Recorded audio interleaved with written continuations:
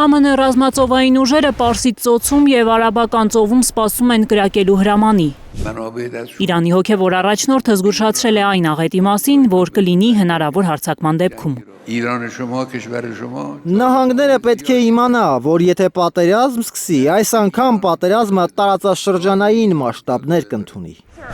Խամենեիին պատասխանել է Թրամփը, նորից հայտարարել, որ եթե Իրանը չհամաձայնի վերսկսել միջուկային ծրագրի շուրջ բանակցությունները, անխուսափելի կլինի հարձակումը։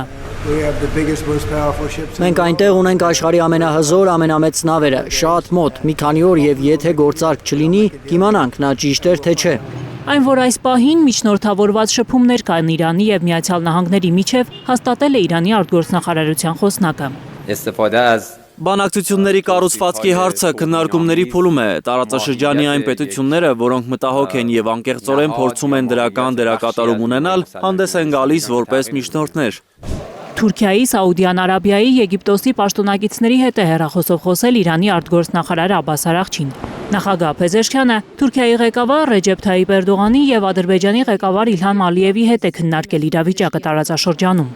Փորձագետները համոզված են, որ զգուշանում է Թեհրանը Բաքվից։ Իրանում փաստեր կան, որ 2025-ի 12-օրյա պատերազմի ժամանակ Ադրբեջանը իր տարածքը տրամադրել է Իսրայելին Իրանին հարվածելու համար։ Այս հայտարարությունները բազմիցս հերքել է պաշտոնական Բաքուն, վստահեցնելով, թե աջակցում են Իրանի իշխանություններին։ Իրանի արտգործնախարարություն են հրավիրվել Եվրամիության դեսպաններ, պատճառը նախորդ շաբաթ Եվրամիության որոշումներ, Իրանի իսլամական հեղափոխության պահապանների կորպուսը ահաբեկչական կառույցների ցանկումներ առելու։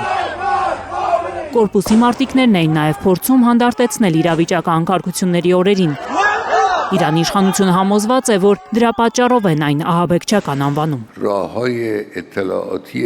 Այդ խռովությունը նման էր հեղաշրջման, այսինքն տեղի ունեցած խռովությունը մեկնաբանեցին որպես հեղաշրջում, ասելով, որ Իրանում հեղաշրջում է սկսվել։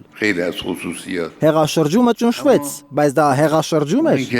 Ինչ է նշանակում հեղաշրջում։ Դրա նպատակն էր ոչնչացնել երկրի կառավարման զգայուն եւ արդյունավետ կենտրոնները։ Իրանի դեմ գործելու համար Պարսից ծոցում, Արաբական ծովում նահանգները գերժամանակակից օդային կապի եւ մարտական կառավարման, էլեկտրոնային հետախուզության եւ էլեկտրոնային պատերազմի համար ինքնաթիռներ է կենտրոնացրել։ Գայանա Մովսիսյան, Հարություն Մաթևոսյան, Հայլուր։ Հայաստանում եւ աշխարհում տեղի ունեցող իրադարձությունների մասին առաջինն իմանալու համար բաժանորդագրվեք մեր ալիքին, սեղմեք զանգակը, որ բաց չթողնեք ամենահրատապը, ամենակարևորն ու հետաքրքիրը։